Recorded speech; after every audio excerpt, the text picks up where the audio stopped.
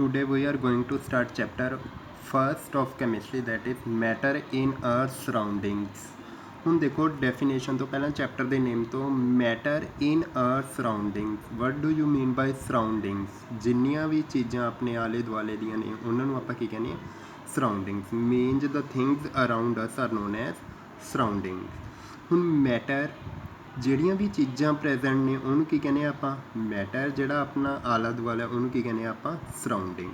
ਜਿੰਨੀਆਂ ਵੀ ਆਪਣੇ ਆਲੇ ਦੁਆਲੇ ਦੀਆਂ ਚੀਜ਼ਾਂ ਪ੍ਰੈਜ਼ੈਂਟ ਨੇ, ਵੈਦਰ ਇਟ ਇਜ਼ ਲਿਵਿੰਗ ਔਰ ਮੇ ਬੀ ਨੋਨ ਲਿਵਿੰਗ, ਉਹਨਾਂ ਸਾਰੀਆਂ ਚੀਜ਼ਾਂ ਨੂੰ ਆਪਾਂ ਕੀ ਕਹਿੰਦੇ ਹਾਂ? ਮੈਟਰ। ਹੁਣ ਦੇਖੋ matter anything that occupies space and has mass called matter. ਉਹ ਵਾਲੀਆਂ ਚੀਜ਼ਾਂ ਜਿਹੜੀਆਂ ਸਪੇਸ ਆਕੂਪਾਈਜ਼ ਕਰਦੀਆਂ ਨੇ, ਜਿਨ੍ਹਾਂ ਦਾ ਮਾਸ ਹੁੰਦਾ ਉਹਨੂੰ ਕੀ ਕਹਿੰਦੇ ਆ ਆਪਾਂ? ਮੈਟਰ। ਫੋਰ ਐਗਜ਼ਾਮਪਲ ਆਪਣੇ ਕੋਲ ਬ੍ਰਿਕ, ਚੇਅਰ, ਵਾਟਰ ਐਕਸੈਕਟਰਾ, ਇਹਨਾਂ ਸਾਰਿਆਂ ਦਾ ਦੇਖੋ ਸਪੇਸ ਵੀ ਆਕੂਪਾਈਜ਼ ਕਰਦੀਆਂ ਨੇ ਸਾਰੀਆਂ ਚੀਜ਼ਾਂ, ਠੀਕ ਹੈ। ਇਹਨਾਂ ਦਾ ਮਾਸ ਵੀ ਹੁੰਦਾ, ਭਾਰ ਵੀ ਹੁੰਦਾ। So these are known as matters. Earlier time matter was classified in 5 elements. ਜਦੋਂ ਪਿਛਲੇ ਸਮੇਂ ਦੇ ਵਿੱਚ ਮੈਟਰ ਨੂੰ ਕਲਾਸੀਫਾਈ ਕੀਤਾ ਸੀ 5 ਐਲੀਮੈਂਟਸ ਦੇ ਵਿੱਚ। ਕਿਹੜੇ ਕਿਹੜੇ ਸੀਗੇ ਦੇਖੋ? First air, second fire, third earth, fourth water and fifth is sky, ਜਿਹਨੂੰ ਪੁਰਾਣੇ ਨੇਮ ਦੇ ਵਿੱਚ ਕੀ ਕਹਿੰਦੇ ਸੀ ਆਪਾਂ? ਪੰਜ ਤੱਤਵ। ਪੰਜ ਤੱਤਵ ਦੇ ਵਿੱਚ ਕਲਾਸੀਫਾਈ ਕਰਿਆ ਹੋਇਆ ਸੀ। ਬਟ ਅਕੋਰਡਿੰਗ ਟੂ ਸਾਇੰਸ, ਜਿਹੜੀ ਅੱਜ ਕੱਲ੍ਹ ਮਾਡਰਨ ਡੈਫੀਨੇਸ਼ਨ ਹੈ, matter can be classified in 2 ways: chemical classification and physical classification. Chemical classification which is based on the reactivity of the matter, and physical classification that is visually, ਜਿਹਨੂੰ ਆਪਾਂ visually ਦੇਖ ਕੇ ਜਾਂ visually ਆਪਾਂ find out ਕਰਦੇ ਹਾਂ, ਉਹਨੂੰ ਕੀ ਕਹਿੰਦੇ ਆਪਾਂ? Physical classification. ਫੋਰ ਐਗਜ਼ਾਮਪਲ ਜਿਹੜੀਆਂ chemical classification ਹੈ, it is mostly based on the internal properties of the matter, whereas the physical properties which are based on external properties of matter. Now further detail of physical classification, that is it is done on the basis of physical classification, it is based on the external properties,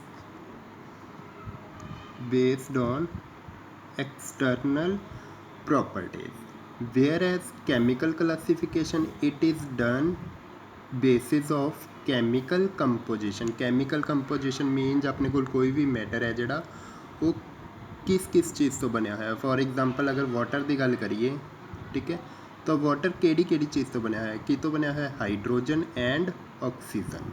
So based on composition, matter can also be classified, which is known as chemical classification. Now going to the activity to show that matter is made up of particles. ਹੁਣ ਦੇਖੋ matter ਕੀ ਹੈ ਆਪਣੇ ਕੋਲ? ਕੋਈ ਵੀ anything which occupies space having mass, ਉਹਨੂੰ ਕੀ ਕਹਿੰਦੇ ਆ ਆਪਾਂ?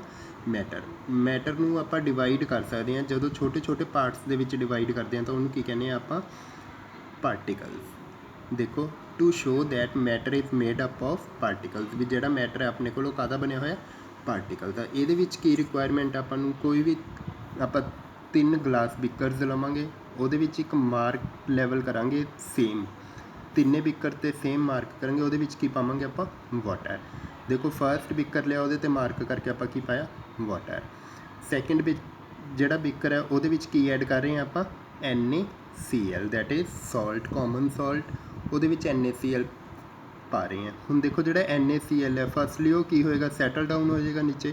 ਉਸ ਤੋਂ ਬਾਅਦ ਇਹਨੂੰ ਆਪਾਂ ਕੀ ਕਰਾਂਗੇ? ਸਟਰ ਕਰਾਂਗੇ। ਸਟਰ ਮੀਨਜ਼ ਇਹਨੂੰ ਆਪਾਂ ਕੀ ਕਰਾਂਗੇ? ਹਿਲਾਵਾਂਗੇ। ਜਦੋਂ ਹਿਲਾਵਾਂਗੇ ਤਾਂ ਵੀ ਵਿਲ ਅਬਜ਼ਰਵ ਦੈਟ, ਦੇਖੋ ਫਸਟ ਦੇ ਵਿੱਚ ਕੀ ਸੀ? ਆਪਾਂ ਵਾਟਰ ਲਿਆ ਸੀਗਾ, ਠੀਕ ਹੈ। ਸੈਕਿੰਡ ਦੇ ਵਿੱਚ ਕੀ ਕੀਤਾ? ਸਾਲਟ ਸੀ ਜਿਹੜਾ ਉਹ ਸੈਟਲ ਡਾਊਨ ਸੀ ਨੀਚੇ। ਉਸ ਤੋਂ ਬਾਅਦ ਜਦ ਆਪਾਂ ਇਹਨੂੰ ਔਨ ਸਟੀਅਰਿੰਗ ਇਟ ਸਟਾਰਟ ਡਿਸਅਪੀਅਰਿੰਗ, ਜਿਹੜਾ ਆਪਣੇ ਕੋਲ ਆਹ ਸਾਲਟ ਪਿਆ ਸੀ, ਜਦੋਂ ਆਪਾਂ ਇਹਨੂੰ ਹਿਲਾਵਾਂਗੇ ਤਾਂ ਇਹ ਹੌਲੀ ਹੌਲੀ ਕੀ ਹੋਣਾ ਸ਼ੁਰੂ ਹੋ ਜਾਊਗਾ? ਡਿਸਅਪੀਅਰ ਹੋਣਾ ਸ਼ੁਰੂ ਹੋ ਜਾਊਗਾ। That means it is not continuous state of matter, it is made up of particles. ਜਿਹੜੇ ਛੋਟੇ ਪਾਰਟੀਕਲਸ ਸੀ ਉਹ ਕੀ ਹੋ ਗਏ? ਵਾਟਰ ਦੇ ਵਿੱਚ ਡਿਜ਼ੋਲਵ ਹੋ ਗਏ, ਠੀਕ ਹੈ। ਕਨਕਲੂਜਨ, ਹੁਣ ਇੱਥੋਂ ਕੀ ਪਤਾ ਲੱਗਦਾ ਆਪਾਂ ਨੂੰ? ਔਨ ਸਟੀਅਰਿੰਗ, ਜਦੋਂ ਆਪਾਂ ਹਿਲਾ ਰਹੇ ਹਾਂ the salt particles dissolved in water, ਪਾਣੀ ਦੇ ਵਿੱਚ ਕੀ ਹੋ ਰਹੇ ਨੇ, ਡਿਜ਼ੋਲਵ ਹੋ ਰਹੇ ਨੇ, but still level of water remains same. But ਦੇਖੋ ਇੱਥੇ ਜਿਹੜਾ ਲੈਵਲ ਹੈ ਵਾਟਰ ਦਾ ਉਹ ਕੀ ਆਪਣੇ ਕੋਲ ਸੇਮ ਹੈ, there will be no change in water level. It means shows that there is hollow space। hollow space means particles of water ਦੇ ਵਿੱਚ ਕੀ ਪਈ ਸੀ, ਥੋੜੀ ਥੋੜੀ ਖਾਲੀ ਜਗ੍ਹਾ ਪਈ ਸੀ between the particles of water which occupied by the salt particles। ਜਿਹੜੀ ਖਾਲੀ ਜਗ੍ਹਾ ਪਈ ਸੀ ਵਾਟਰ ਦੇ ਪਾਰਟੀਕਲਸ ਦੇ ਵਿੱਚ ਉਹ occupies ਕਿਹਨੇ ਕਰ ਲਈ, particles of sodium chloride। now move to the second activity to prove particles of matter attract each other। ਹੁਣ ਸੈਕਿੰਡ ਆਪਣੇ ਕੋਲ ਪ੍ਰੋਪਰਟੀ ਕੀ ਹੈ, ਜਿਹੜੇ ਪਾਰਟੀਕਲਸ ਨੇ ਮੈਟਰ ਦੇ ਉਹ ਕੀ ਕਰਦੇ ਨੇ, ਅਟਰੈਕਟ ਕਰਦੇ ਨੇ ਈਚ ਅਦਰ। ਅਟਰੈਕਟ ਮੀਨਸ ਇੱਕ ਦੂਜੇ ਨੂੰ ਆਪਣੇ ਵੱਲ ਕੀ ਕਰਦੇ ਨੇ, ਖਿੱਚਦੇ ਨੇ, ਜਿਹਨੂੰ ਆਪਾਂ ਕੀ ਕਹਿੰਦੇ ਆ, ਫੋਰਸ ਆਫ ਅਟਰੈਕਸ਼ਨ। ਹੁਣ ਦੇਖੋ ਇੱਥੇ ਵਿੱਚ ਰਿਕੁਆਇਰਮੈਂਟਸ ਕੀ ਹੈ, ਆਪਾਂ 3 ਬਲੌਕਸ ਲੈ ਰਹੇ ਹਾਂ। ਫਰਸਟ ਵੁੱਡ ਦੇ ਬਲੌਕਸ ਲੈ ਰਹੇ ਹਾਂ, ਠੀਕ ਹੈ। ਸੈਕਿੰਡ ਰਬੜ ਬੈਂਡ ਲੈ ਰਹੇ ਹਾਂ। ਥਰਡ ਆਪਣੇ ਕੋਲ ਆਇਰਨ ਨੇਲਸ, ਜਿਹੜੀਆਂ ਮੇਖਾਂ ਹੁੰਦੀਆਂ ਨੇ ਉਹਨੂੰ ਕੀ ਕਹਿੰਦੇ ਆਪਾਂ, ਆਇਰਨ ਨੇਲਸ। ਹੁਣ ਦੇਖੋ ਜਦ ਆਪਾਂ ਇਹਨਾਂ ਨੂੰ ਟਰਾਈ ਟੂ ਬ੍ਰੇਕ ਦੈਮ, ਜਦੋਂ ਆਪਾਂ ਇਹਨਾਂ ਨੂੰ ਤੋੜਨ ਦੀ ਕੋਸ਼ਿਸ਼ ਕਰਦੇ ਹਾਂ ਤਾਂ ਸਭ ਤੋਂ ਪਹਿਲਾਂ ਆਪਣੇ ਕੋਲ ਤਿੰਨਾਂ ਦੇ ਵਿੱਚੋਂ ਕਿਹੜਾ ਟੁੱਟੇਗਾ, ਰਬੜ ਬੈਂਡ। ਉਸ ਤੋਂ ਬਾਅਦ ਕਿਹੜਾ ਟੁੱਟੇਗਾ, ਵੁੱਡ। ਉਸ ਤੋਂ ਬਾਅਦ ਕਿਹੜਾ ਟੁੱਟੇਗਾ, ਆਇਰਨ ਨੇਲ।